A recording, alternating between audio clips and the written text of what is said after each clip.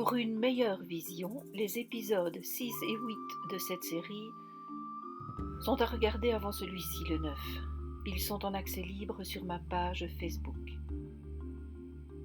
Aujourd'hui, je vous parle de l'étonnante découverte que j'ai faite des années après avoir réalisé les photographies de ces audiovisuels.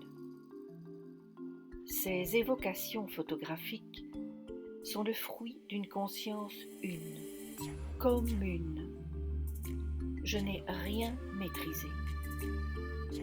Si elle passe par un ego X au sein de la multitude de nos égos, elles n'en sont en rien son expression. Sans l'expliquer, elle révèle tout d'abord le profond mystère que nous sommes et qu'aucune technologie humaine n'est capable d'approcher. À l'heure d'un grand bouleversement, l'esprit a besoin d'éclairer nos lanternes en ce sens-là, tout en nous suggérant l'amour-lumière que nous sommes. Cette écriture poétique nous exhorte à la chercher.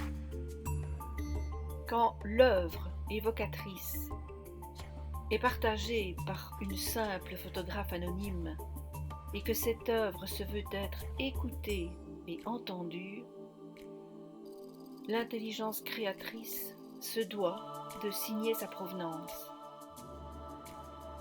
C'est ainsi que, bien des années après 2009, j'ai tout à coup un flash.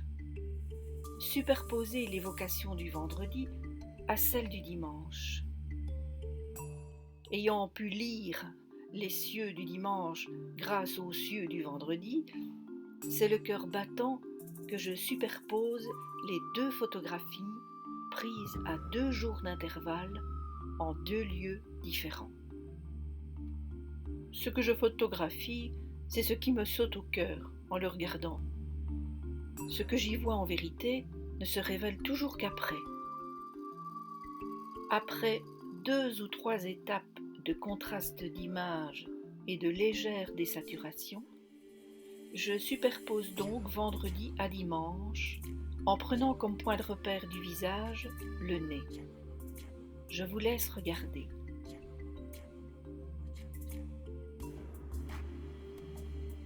Prise de vue réalisée des jours différents, en des lieux différents. Tout se juxtapose.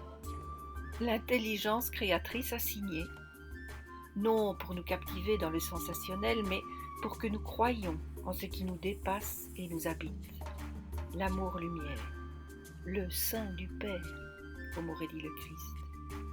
Y croire pour mieux être en mesure de marcher enfin guidés par elle, notre vraie nature, celle qui nous évite de nous abuser ou de nous laisser abuser par tout ce qui nous en écarte et qui nous rend tristement aveugles et donc malheureux. Quand nous sommes branchés aux étoiles, la piqûre des orties nous réveille. Alors nous aimons et les étoiles et les orties.